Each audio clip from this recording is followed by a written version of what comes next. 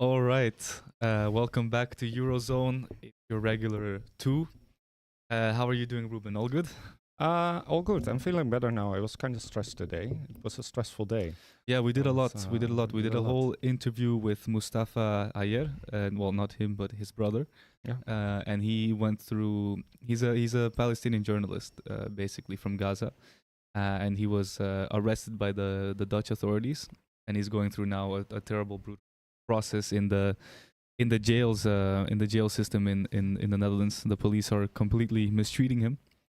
Yeah, that's a very interesting case. It was a lot of effort to do because the brother mainly speaks Arabic, and I don't speak Arabic yet. So, yeah, that was a bit difficult. But we had I like hope you guys, double kind of translation. we had a whole translation chain, right? Because there was the person who speaks Arabic speaks Dutch, but not so Yeah. much English, and you don't speak Dutch. yeah. So it was it was a But it worked interesting one. pretty well. Yeah. Surprisingly, actually, I was really afraid that it was not gonna work as well, but we did good preparation. Yeah, Yeah. I would say so. All right. Today we're going to talk about the ceasefire.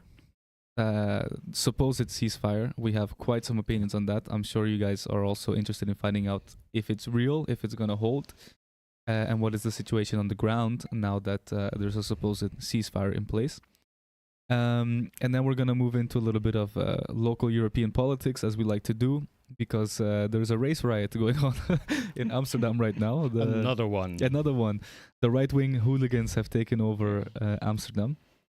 And yeah, we're also sponsored now by Somod Cola because we don't like Coca-Cola. Finally, we are compromised by a brand. Finally. It happened quickly, actually. No, we're Yeah. joking. There's no sponsorship. But if you do want to buy Coca-Cola, buy from Somod. Don't Somod? How Yeah. do you say? Yeah, Yeah. Somod.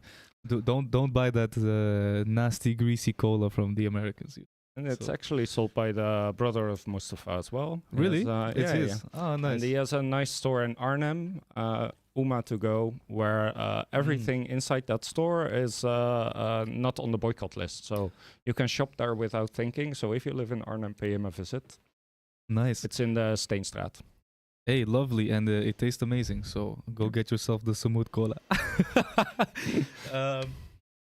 Yeah, I think we should jump into it. And as you start your answer, I'm gonna put up an Instagram story as well, so people can join in here. And I do have the chat open, so if you have any questions specifically, feel free to ask. And we'll answer them. That's the only benefit of coming to a small stream like ours, is that you get to interact directly with us. Yeah. So, yeah. What was your first reaction when you saw this deal? come in? Like, I was really disinterested because you feel like, here's another one of these bullshit stories. Like, Right. that, can we say that on the stream actually? Yeah, Just it's to be fine. sure? It's yeah. fine. Okay. it's Good. fine.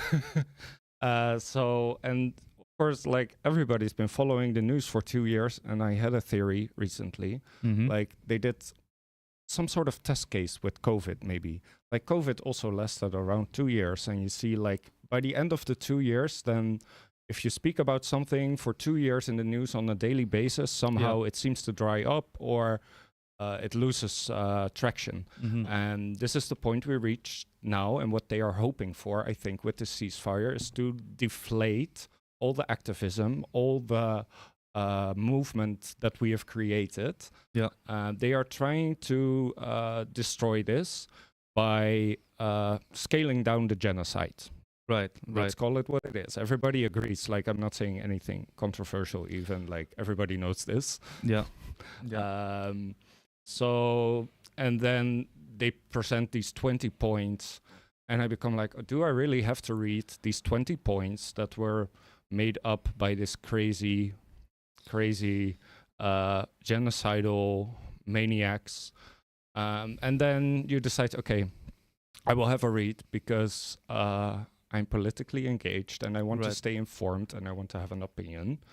And then you read it and you're not surprised by anything. No, that's a very good point. Like, Yeah. we'll get into it. It's a repeat of the Oslo Accords, which was an absolute disaster. Let's face it. And I mean, where I was at home. We had just finished I had just finished editing a lot of the Sumud Flotilla, Freedom Flotilla, and Thousand Madeleine Flotillas interviews that we had done. And I was actually going through some of the more gruesome segments we did on the bombardment of Gaza and how they were using these remote vehicles now. Yeah. And then all of a sudden, everything felt like, okay, maybe this is all irrelevant now because I'm getting this Al Jazeera notification. And the first people I saw reporting on it was on Dropsite News, which is a fantastic source for anything to do with Palestinian politics, especially Hamas. And they were interviewing some top people in Hamas, some of the negotiators, and they published it first. And then I saw the Electronic Intifada live stream breaking it down, and oh my God, what a disaster this supposed ceasefire deal is. Yeah, and you mentioned something interesting there. So you're saying there's a bit of fatigue after 2 years, but wouldn't that... I anticipated the fatigue a lot earlier, and a lot of times before I had this feeling like, they are gonna let the story die out now, but it didn't happen yet. So I was wrong already on several occasions. Do you think that because they're tired of it, they want it to die out, so then they create this fake ceasefire so they have an excuse to stop talking about it? Or it's like I think it's like a combination of the both. So you definitely get this tiredness after 2 years. And I think the tiredness had set in already with this news for a long time, but just because Israel keeps amping up the genocidal, maniacal, crazy crimes that they commit, you keep getting surprised, and you're like, and now they're even doing this, and so you stay interested. So actually there was fatigue. The only thing that battled the fatigue is the absolute gruesomeness of the crimes that are committed and the incremental gruesomeness of the crimes committed. So the fact that there was always more brutal details is kind of what forced the media cycle to have some interest. And I also I got this huge feeling of, if I have to be honest, I got this huge feeling of defeat of like, okay, will all of this activism that we were doing, all of these protests that were growing, are they going to stop now? I just had this terrible feeling in my gut that we were going to go back to how things were before October 7, and everyone was going to forget about Palestine, and that was going to be the end of it, right? Yeah. And then once I read the supposed agreement, oh my God, I think that might be the way we're going to head if we're not careful. Yeah. And then that's the moment you get really glad that you follow like this alternative media sources and like people that you agree with, because then you read that everybody come to the same conclusion. Like, this is not the end. This is just the beginning of our activism. And we have to be careful, because I think for the masses, for the immense amount of people that we managed to convince in this time period to join the cause, for them, this will very easily be the end. Yeah. So all of you that are leaders in this space, that have been doing this since before October 7, that didn't just come around, it is our duty now to continue the struggle going forward. And I've been guilty of this myself. Like, I got involved very much in 2014, and it was the most shocking thing I had ever seen. And what happened since 2023 is 100 or 1,000 times worse than what happened in 2014. But at that time, it was the worst I could imagine. Yeah. And even then, after that, you notice it in yourself, like your life goes on. Yeah. I'm gonna... Okay, let's get into it. So I'm gonna start off with a very pessimistic viewpoint. But I'm sorry, somebody has to say the truth. Israel has won. If we look at what they achieved in the last 2 years, from their point of view, they killed 680,000 civilians in Gaza. At least. That is their first victory, because that was their goal. And we let them do it. So they won, they succeeded in the amount of people that they killed. They managed to neutralize Hezbollah in Lebanon. Hezbollah did not come to the defense of their Palestinian brothers. They managed to swat away almost every attack by the Houthis, which was the only resistance group that continued. They managed to neutralize and take Iran out of the fight. Iran did also not come to the aid of the Palestinians in the end, in a significant way. Yeah. And they managed to completely overthrow the government of Syria and replace it with a Israel-Turkey aligned state, right? Yeah, so clearly they did achieve their goals, and They achieved every Yeah. single one of their Yeah. goals except for one, did. which is ethnically cleansing the well, Palestinians from Gaza. I would then say like not so much Israel's goals, but much broader the goals of the American empire, Yeah, which are aligned and which are roughly the same. Yeah. But if you look at Syria, etc., of course it's Israel's interest, but it's also a lot of acting on behalf of the empire. yeah. So I was watching another live stream right when the announcement was coming out, and this is a live stream that is very anti-West, and they're a bit naive because they go too far. They are convinced that every day Russia's about to win the war. Mm. And I recently started watching them, and then I went back in history and I saw that 2 years ago they were saying the same thing, that it's right around the corner. Russia's about to win. It's about to win. So they have this framing, right, that is so loyal to the anti-Western view that they also get overzealous with their own optimism, revolutionary optimism, if you will. And then they just have this narrative that the East is about to defeat the West, and that's all they care about. So they're framing this ceasefire deal as a symbol that Israel is surrendering and that Hamas has defeated the Israeli occupation, but that's not true. It is simply not true. As I said, Israel achieved almost every single one of its objectives, except for one, which was to ethnically push all of the Palestinians out of Gaza. And if you read the deal, it seems like they are also going to win on this objective. I guess it re-emphasizes that you cannot simplify the dynamics of war. So the way we are presented war in history and the way we're taught to think about it is battles on a field, and the one with superior firepower shoots the other and wins. Right. But if now when you can follow it closely and see it with your own eyes, you see that actually the objectives of the combative parties, they are quite complex, and they can be battling for different things. Yeah. So if we look back to the beginning of the amplification of the genocide, then you saw that from day one, everybody said it's impossible to defeat Hamas. Right. And now we can conclude that defeating Hamas was never really a military goal of Israel. But it is. I think it is. I disagree with you on this. Okay. I don't think it's the primary goal. The primary goal is to kill and displace as many Palestinians as possible. But to do it, they need to eliminate Hamas. Yeah. Yes. But there, as I said, there's this overly optimistic anti-Western imperial front. I don't even think they're leftists. They're just anti-imperial, who are screaming victory for Hamas, saying that Israel is surrendered. But what you see in the plan is that Israel has put so much pressure on the Hamas factions through this genocide that the Hamas factions, for the first time, part of the Hamas leadership is saying we are considering handing over our weapons. Yeah. So the tactic of Israel was not to go after Hamas and debilitate them directly. It was always to destroy as much of the Palestinian population as possible in order for Hamas to eventually surrender to save the lives of their civilian population. And they have succeeded in this. You now see this pressure finally getting to Hamas. And that is a big reason for why they decided to agree to this deal.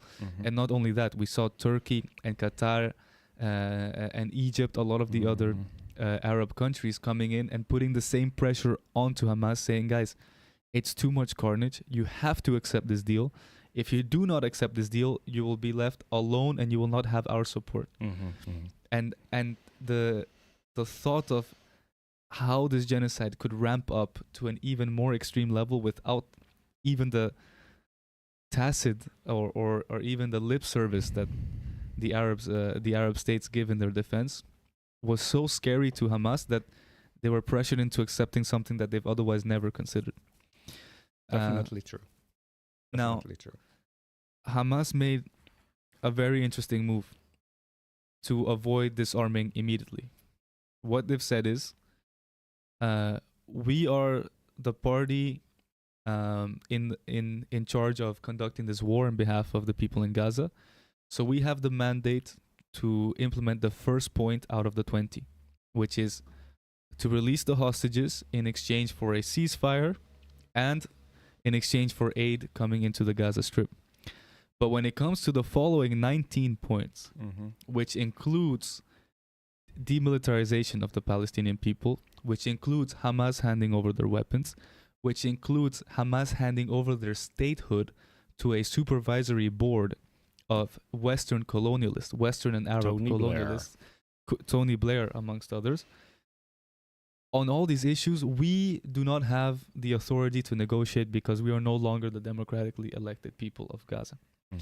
So therefore, that will come at a later stage. This essentially means that after the hostages are returned to Israel, there is nothing that guarantees peace and the ceasefire other than the word of Donald Trump.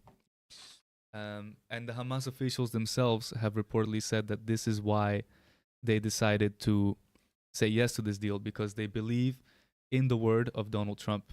I think it's out of desperation. They do? Yeah. Because then, does this connect in any way to the deal that we saw earlier? Because Alexander Eden was released, and it was framed as this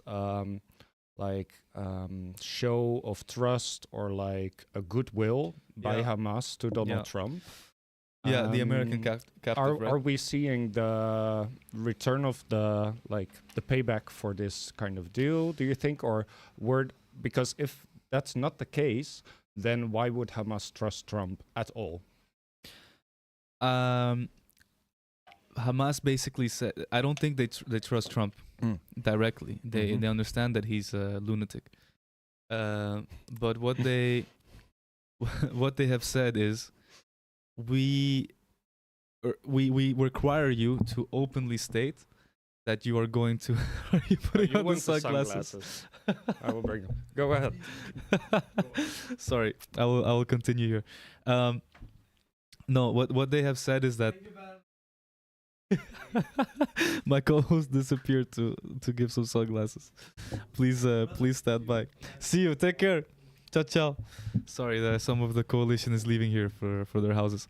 No, so to answer your question, what I saw reported on Dropside News is that Hamas basically demanded of Donald Trump that he openly endorse this peace process and give his guarantee that he would stop Israel from walking back on the ceasefire. And this is very tricky because Trump said, yes, I guarantee it. And he openly stated, not just to them, but he openly went publicly and said, I'm putting my image at risk. Yeah. What image? Like this man could drop that tomorrow and the empire could execute them if they want him gone. So but Trump is also in personal deals with, he has business deals with a lot of these Arab states that are co-sponsoring this deal. And they've all come together and endorsed this. And they are not. I think they would look very poorly it would look very bad on them if this peace process doesn't continue and doesn't come to fruition. What?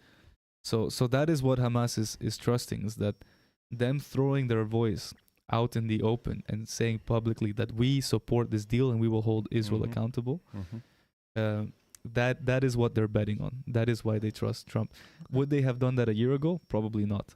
But these two things combined, I think is what happened. Because there's already this spotlight and this kind of pressure there that and now the genocidal pressure. If they break the ceasefire, also for Israel, all all limits are gone. Like nobody's gonna hold back. Maybe you could be right. I don't know. Like, on the other hand, I still feel like Israel could get away with anything. But on the other hand, you also know that this is not reality. Even Israel has its boundaries. They don't have limitless capabilities. They don't have limitless diplomatic cover, even though it may seem that way. But you have to remember that also they want to project this image. They want to project the image that their missiles never run out. They have the most powerful missiles, and we have the unlimited, unconditional support of the world, of the Western world. That's also what they want to project, because they want to project power. Yeah, but as you saw with Hezbollah as well, I mean, it's the same effect. if you bomb a civilian population enough, eventually the military wing of that population will be desperate to make a deal, because they empathize with their people, right? And they have succeeded in this, not only in Lebanon, but now in Gaza as well. So like weirdly, ironically, contradictory enough, these kind of terrorist organizations, they care more for protection of civilians than these so-called states. I believe so, absolutely. Yes. I mean, absolutely, yeah. And so Gaza's in this, Hamas is in this desperate situation, so they accepted this deal. It is desperation, and but I think they did good when it comes to the court of public opinion. Yeah, they got handed a shitty deal in public that they didn't read beforehand, according to the reporting. But the deal is almost the same one as the one in August, by the way. So it's not like too much changed.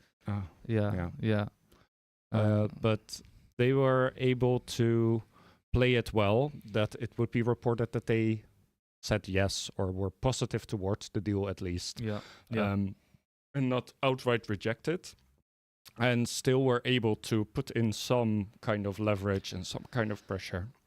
So the Samut Cola is really nice, but I'm burping a lot.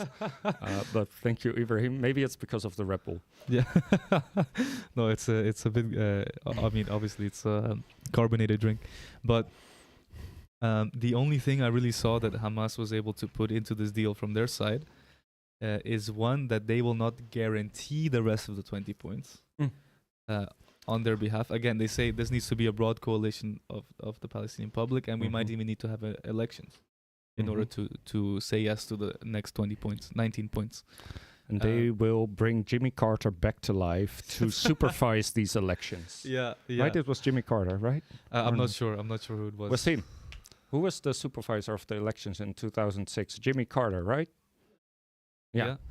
And he was the one who said, like, these are fair and honest election when Hamas was elected 2005, 2006. Right.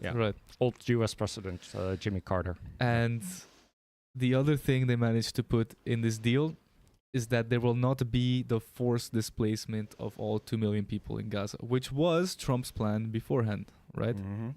Now here comes the devil, which is always in the details.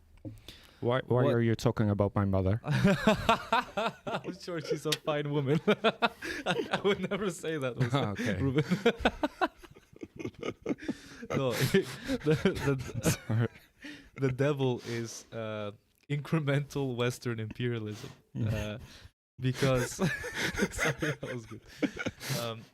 The devil is in the details. It for sure is. We've been here before, right? It's called the Second Intifada. That was more violent than the First Intifada.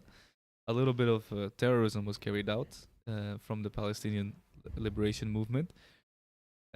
Israel cracked down on all of Palestinians and imposed collective punishment. The world had an outcry, actually at a much earlier stage than this time. It only took a few hundred kids being killed before the world had an outcry in the 90s. Now it took hundreds of thousands. Can you imagine the world caring about a few hundred dead children? Impossible, right? Impossible. Like nowadays, impossible. So in the 90s, this already happened. And then they came to the table, again, an American president, the Norwegians, the Europeans, everybody was there. It's called the Oslo Accords in 1991. And they signed an agreement saying, we're going to have 2 states, we're going to have peace, we're going to retract Israeli military, as long as the Palestinians surrender and hand over their weapons. Yes. Just surrender and everything will be okay. Exactly. Trust me this time, bruh. Trust me, bro. And then trust me, bruh. what you see is that the Palestinians did that. The Palestinian Authority, Yasser Arafat, he handed over their weapons, and they became essentially a police force for Israel. So the role of the Palestinian Authority nowadays is to police the citizens of the West Bank so that they do not start an armed conflict against Israel or resist in any way, meaningful way. And that was the result of that process. And in between, Israel did not pull back their troops. Israel continued their military occupation, and they used the disarmament of the Palestinians to more easily go through and take 1 kilometer at a time and encroach and encroach and encroach until now they have taken almost all of the West Bank. They have not fulfilled any of the promises. They do not give the groundwater that the Palestinians stand on their own land is taken by Israel and used 90% used for the settlements in the West Bank, the Israeli settlements. So they don't even have access to their own natural resources that they stand on. This is a repeating pattern, right? Like, of course, the Palestinians aren't holy, and they didn't follow every letter of every agreement ever. But for the most part, every agreement made was mostly upheld by the Palestinian side. The Palestinian side did not follow every word, every letter, but it was not the state actors. It was exactly. not the Palestinian Authority. If something happened, it was like one civilian that grab a weapon and like shoot some Israelis, and then they're like, the deal is off. Yeah.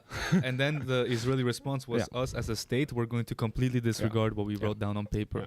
That was guaranteed by so the Palestinians Bill Clinton. Are expected to police down to every last citizen. Yeah. Every last citizen that commits some kind of violence against Israelis will put the agreement with the state on loose footing. Yeah. Even like now, if like not even Hamas but some other party like Islamic Jihad or were to start shooting at Israelis or fire some kind of rocket, all bets are off. Like directly casus belli, we go again. Yeah. And my sources on the ground in the West Bank tell me that what is happening now there, completely separate from Gaza, remember, eh? Again, so West Bank agreed to the deal that they're trying to force on Hamas. They agreed to it 30 years ago, 35 years ago. With the promise of establishing a state in the near future. And so there in the West Bank, right now, what is happening is that Israel has enclosed every village, every town, every city, so that there's only one entrance or exit, ergo a ghetto. They are ghettoizing their apartheid state in the West Bank, so that Palestinians can no longer even go to the neighboring village. It used to be that they had to go through 55 checkpoints to move around in the West Bank, but you could, in theory, still move around. Yeah. That's done. They're creating small ghetto bubbles in the West Bank, and this is the result of the Palestinian Authority handing over their weapons 30 years ago. So how can this actor, who just committed a genocide, be the one who will receive the weapons of the people in Gaza, asking them to disarm? Yeah. Israel should be the one to disarm. They're the ones who committed genocide. So, like, imagine someone kidnaps you. He puts you in the cellar under the house. No, and let's he expand beats it. you Let's daily. expand it. Let's expand it. He kidnaps both of us. Both of us, okay. You understand where I'm going? No. I'll be West Bank. You can be Gaza. Okay, and then we can fight each other even. Yeah, exactly. So we both get kidnapped. You're making it complex. Like I'm losing my metaphor, but okay. It could work. We're both kidnapped. We're both, but then we are like kind of separated. So there's something in between, but also not completely separated. We're in the basement. Mm-hmm. You're in one corner of the basement. Mm-hmm. I'm in the other corner of the basement. Yeah. And between us is our abuser who comes in daily to beat us, to decide how much food we get. Yeah. And you are the West Bank, right? Yeah, I'm the West Bank. So you are trying to appease him. Yeah, so eventually I go, okay, listen, man, I'm tired of fighting you. You come here and you have more power than me because I'm fenced in. So whenever I'm about to beat you, you come and you get reinforcements from the neighbor who is 10 times bigger, right? Some big dude. And you keep beating me, so what do you want? I'll collaborate with you. I won't move out of this room, this corner of my room. Just stop beating me. And he says, hand over your weapons. Yeah. So I hand over my metaphorical weapons, and in return, you're still there? Yeah, I'm still there in the corner. I don't have much, but I'm like, I got a stick, and I'm like sharpening the stick into a spear. Right. So I'm waiting for the right time for this motherfucker to come to you. Right. So maybe like if I go from the back and I like stab him in the eye with this stick, maybe like I can hurt him or kill him. And I try. Captivity, right? Yeah. And I try. Yeah. But obviously, like, he's so much bigger than me and so much more powerful. He brings the whole neighborhood, actually. Yeah, he brings Like, the he whole brings the neighborhood. whole neighborhood to come inside the cellar, and I'm there with my stick. But still, I feel like I have to try. I have to, yeah, you want to try. I have to try. And I hand over my stick and I say, fuck it, I'll collaborate. And what they do, they tape me to the wall. They duct tape me to the wall and say, okay, now you can live in freedom. Yes. And I'm there completely duct taped to the wall, unable to move. And I'm there watching you Watching get what happened raped to by the me. whole neighborhood every day. Yeah, Yeah. unfortunately. And then they turn to you and they have the audacity to say, all you have to do if you don't want to get abused is give up. Look at that guy over there taped to the wall. Don't you want to be in his position, taped to the wall, Exactly. getting raped by the neighborhood every day? Exactly. Give your weapons. Why are you being so difficult? Why are you Just being, hand over your weapons and this could all be over. Why are you being so violent? You know, Yes. that is always the underlying tone. Why are you so angry? Why are you I so only locked you in my cellar. Sorry, we have a terrible way of joking on this broadcast. It's kind of dark humor. Maybe it's kind of not tasteful. It is completely Um, distasteful. We but, have to be honest. But it is. I hope it also helps illustrate a bit the ridiculousness of the whole situation. Because underneath the horror, there is some irony, right, to how horrific it is. There's almost only irony. Like, Yeah. it's so hard to believe that if you believe in the Zionist narrative, you almost have to turn everything upside down, turn Yeah. everything on its head. And the reason why we have to resort to humor sometimes to explain it is because this deep, horrific irony is completely blind in the in the face of Western media, right? The Western media channels will take this and say it as if it was not a horrible joke, you know. They say this as if this is true, what I just explained Yeah. in this, or what we just explained in this Like, metaphor. that's the normal way of handling things. Yeah. Yeah. So that is where Gaza is being put now. So Yeah, it's like we said earlier, right? They are actually using the West Bank and Gaza as laboratories. So Gaza used to be used kind of more to develop precision strikes Yeah. and practice with this kind of stuff and the drones. And Yeah. then the West Bank was more kind of like the surveillance laboratory with checkpoints, cameras, facial recognition, blah, blah, blah. Yeah. And now the system is perfected in the West Bank. Nobody can move. Nobody has freedom. Yeah. And yeah, I didn't even realize until you said it today, but yeah, that's kind of what the new and improved other kind of version of that, that's what they're trying to do in Gaza. Yeah, they want to do. So they're gonna take over. They're gonna take over. Okay, we have another person saying goodbye. See you next time. I'm gonna keep talking here. No worries. They're gonna take over Gaza. They're going to impose on it the same conditions that they did on the West Bank. And through that, they're going to slowly encroach and kick out all of the Palestinians from Gaza and complete the ethnic cleansing. It will not happen tomorrow. It will not happen fast, but that is the plan. And eventually, it comes to fruition. Israel is an actor that is able to perform their plans over a very long period of time. That's why I'm saying anyone shouting victory for Hamas today is a fool. Yeah. Because it might take 20 years, but through this process, they're going to legitimize their slow burn ethnic cleansing. But do you feel, because I do feel on one hand that like some sort of critical mass is reached and like the image of Israel is forever tarnished. Yes. And I don't think it can be repaired, but maybe that's also wishful thinking from my part. I have 2 points there. So the first thing is the optimist point. The only thing that the Palestinians won in this round, the only thing that is landing to their benefit, is that they forced an issue that had been disregarded by the world. They forced it back on the table. Yeah. They put focus on it again. They got UN investigations. They got every country's mainstream media to be talking about it in some way. Yeah. Everybody now knows what Palestine is. The new generation knows what Palestine is. Yeah. And they won. Yeah. There's nobody anymore where you say, Palestine, and they say, Pakistan? Yeah, that Yeah. doesn't happen anymore. That was me 12 years ago. Right. So they won that they were able to force this issue back on the table, and they won the fact that a great majority of the world population now empathizes with them and will never be able to look at Israel in a good light. You will always have this distasteful taste in your mouth. And that's really the part I feel like I cannot imagine anymore that an Israeli football team is going to show up for a World Cup, or like Israel is going to be at Eurovision, or Israel is going to be there's going to be an Israeli conductor who is publicly saying, I'm a conductor from Israel.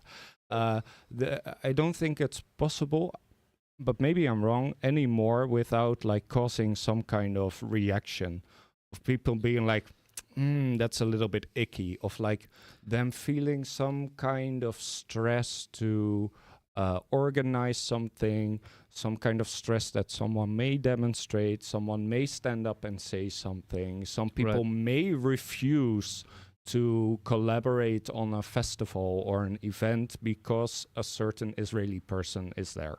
Yeah. I definitely I see that. That's why I'm saying that they won on this point of having world support now.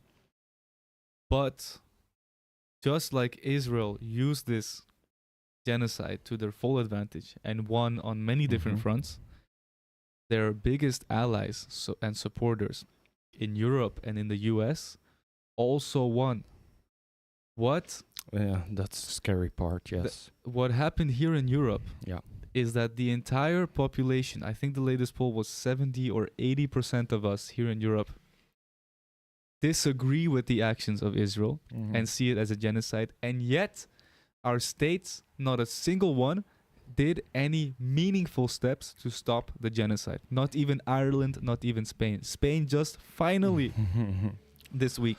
They boycotted products that are already illegal. Exactly. Products from the West Bank are illegal, even by Dutch law, by German law, by any law in the world. And criminalizing it is completely crazy because it's already illegal. Yeah. So even Spain finally took a few small steps. So instead, what they used this Palestine issue for in the last 2 years was to crack down on civilians as an excuse to monitor us even more and to prescribe us, the civilians in Europe, as terrorists. Yes. And they went out and arrested a bunch of left leaders and harassed us because using Palestine as a justification. Yeah. So, and they did not fold. They didn't have to ever succumb to the public pressure. No. And they put in stone that the democratic view of the people means nothing in the face of Western imperialism. This is some kind of conclusion to draw after 2 years of genocide, like... Yeah. Are there any people who are not disillusioned with the whole idea of democracy? Like, I cannot believe these people exist anymore. It's done.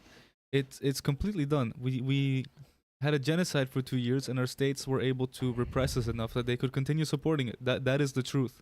And like every time it was like, but wait, we have this technicality.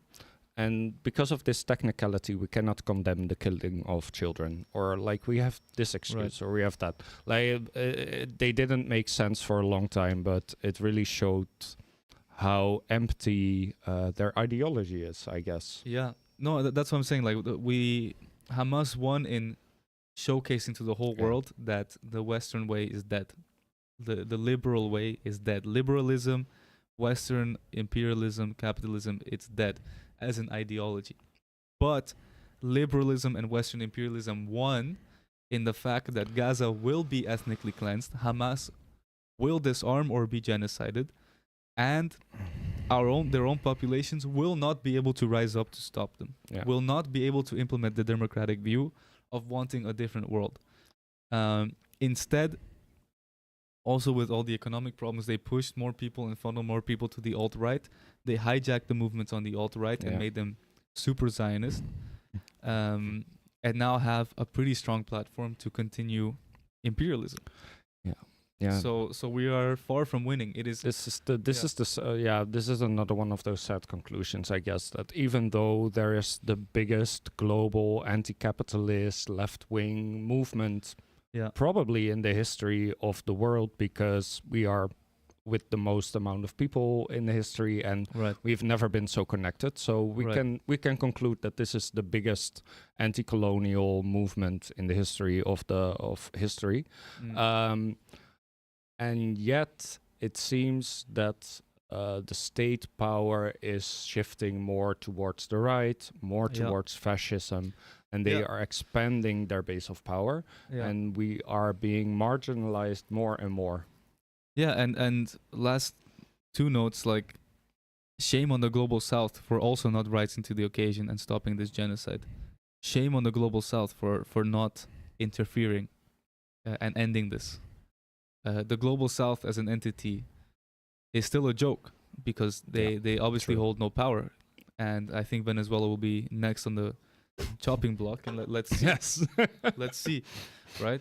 How much Yeah, the more cycle we will tolerate? continue for sure. Like Yeah. they still have some people on their kill list. So Yeah, and the last point in terms of what we lost or what Europe won in this is that for 2 years they were able to test their weapons against the civilian urban population Yes. and test all of the newest weapons in modern warfare, and now will use that information for their own arsenals. So Their drones are succeeded. coming for you. they succeeded in using Gaza as a testing ground for all of the Yes. European and American military industrial complexes. Really, I believe it's not in a far future that we will see the establishment of some kind of drone surveillance infrastructure in Western countries. It's not so far in the future, unfortunately. Yeah. And we should be prepared for it. We should be building our independent means of communication that are safe and encrypted. That's one of the most important things that we have to start doing. For sure. So don't give up hope, because we did win solidarity. You want to give hope now? Yeah, I'm sorry, Ruben. I know. I was just talking about the AI tech Yes. dictatorial takeover of the world. Okay, give us hope. Give us I'm hope. so sorry, Ruben. I know. I'm always a pessimist, and then I come back and I say, keep fighting. Hey, keep fighting. We must. Yes. We must remain with revolutionary optimism. For sure. What we won, again, I keep going back to it, is that we have a global movement now Yes. who see the truth, Yes. who are aligned across all nations in our generation, some in yours as well, but that we can use through solidarity that we've been practicing now, right? We've been practicing solidarity. It's nowhere where it needs to be yet, but it's growing. Through solidarity, we can achieve more, and we can turn the situation around. And we have more of a mandate than ever before, because we have just seen and experienced the horrors of Western imperialism. Yeah. So we have a mandate now as a people, not as governments or as states. As people, we have a mandate to create our own future through solidarity. Yes, for sure. This is the most important thing, to keep the movement we have going. People should not be de-radicalized because of the ceasefire deal. Yeah. The urgency is higher than ever. We are just beginning. And what else? I had something else I wanted to say. I had a good closer too. I'm sorry. Damn. Okay. Wait, let me think. I'll speak while you think then. This ceasefire. Look, we're all super happy that there's a pause in the killing machine that is called Israel. We're all very happy to see the images out of Gaza of people celebrating and going back home. But the truth is, as soon as the hostages are handed over tomorrow, is what's being reported tomorrow. The ceasefire will fall apart because Hamas is put in an impossible decision. Either they let go of their weapons and they slowly get ethnically cleansed out of Gaza, just like is happening in the West Bank, or they continue fighting and the genocide is right back to how it was before, if not more brutal. And it might even have the full support of the United States this time. So, and I don't mean like support in the way they had before. I mean, direct engagement. So whatever happens after tomorrow, the Palestinian people will need our advocacy just as much as they did the last 2 years, if not more. And we must continue, and we cannot let the moment slip from us. There is no path to peace until justice has been served. Yes. Until people are liberated. And this goes out to my Israeli friends as well. You will also not be able to find resolution going in this way, and it's in your benefit as well to start looking at alternative ways of solving this issue than what you've been doing what your government has been doing the last 100 years. It's not gonna hold, unfortunately. Yeah. I realized what I wanted to say. Go on. It's like a continuation of the, nobody is free until we are all free. And I honestly believe that the liberation of this world, it will come through Gaza, and it will not start until Gaza is liberated. That makes sense. I think that makes a lot of sense. Again, this is like the one issue where so many different movements from both sides join together. It's not just a religious war. It's every other type of war is manifested in this one conflict. So I think that's it. That's it. all I have to say. I mean, should we give the details of the plan? No, you know what?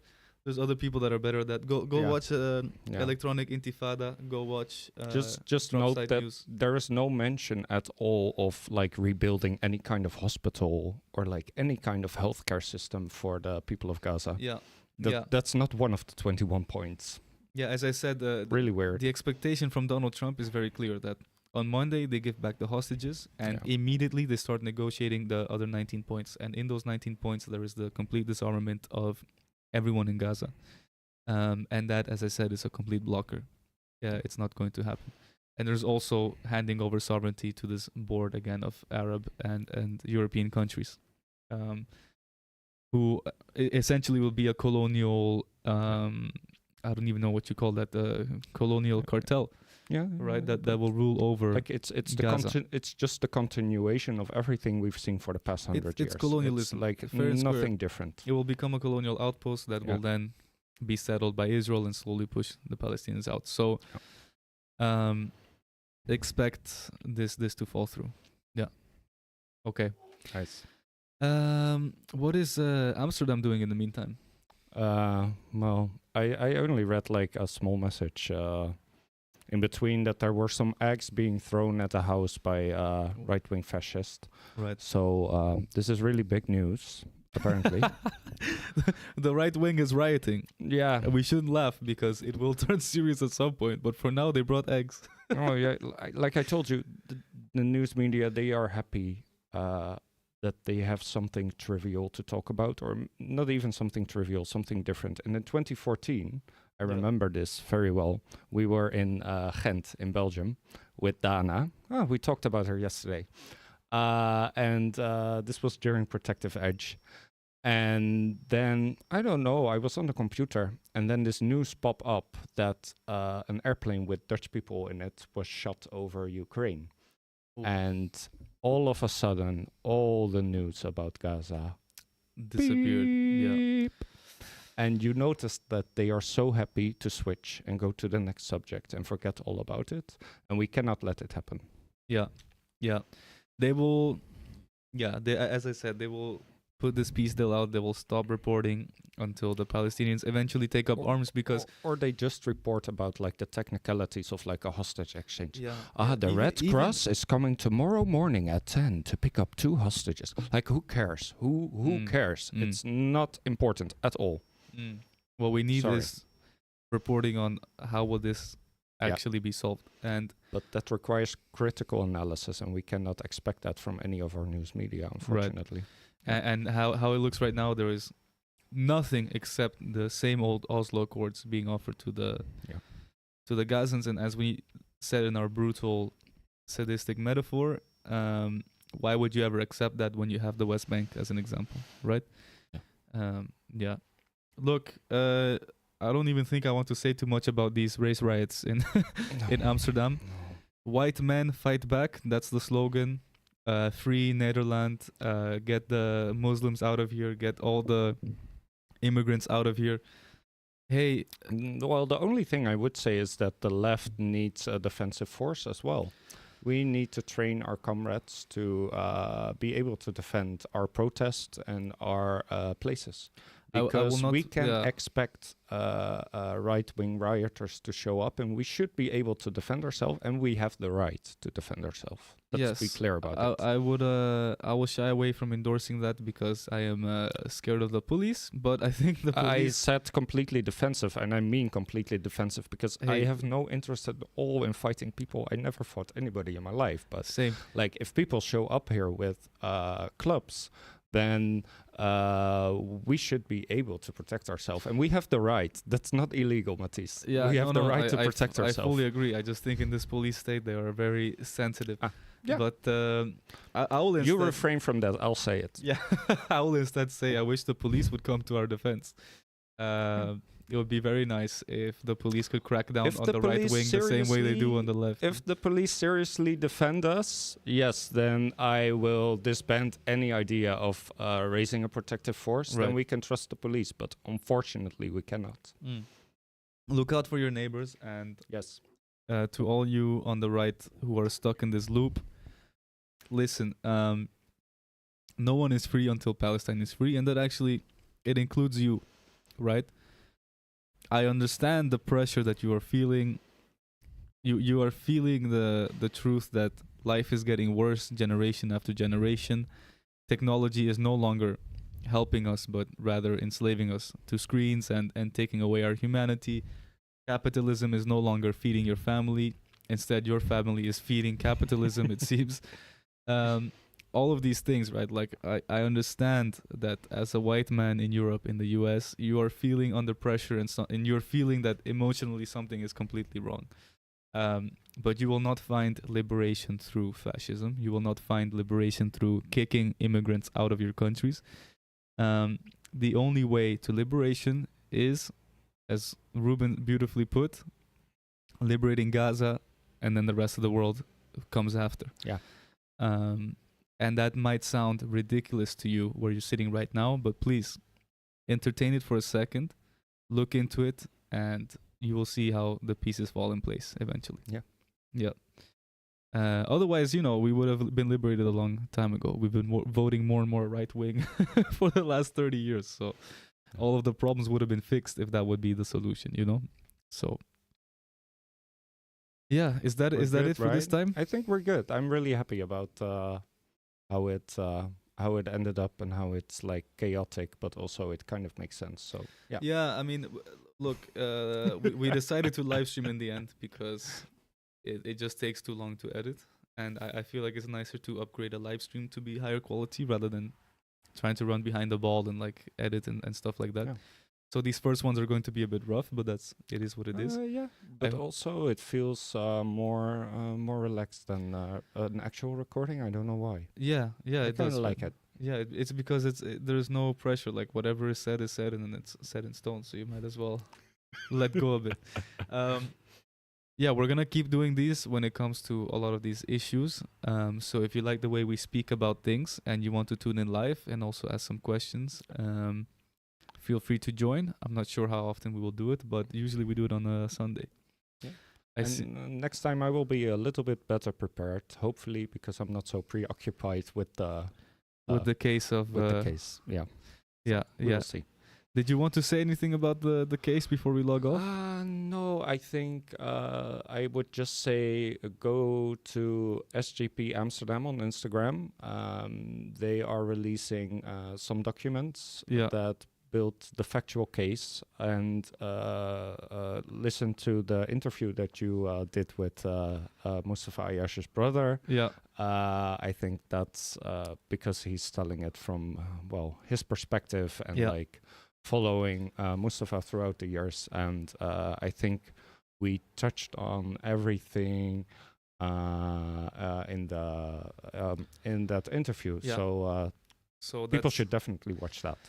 Yeah, that's where you can get it. Thank you so much to our one chatter, Wasim. I see him in the chat. Our Yay! first fan and supporter. He's also in the room Thank with you us. for sitting here. Yeah, he says, love you guys. Thank you. Yeah, well, thank you too. And we'll see you next time. Take Bye-bye. care.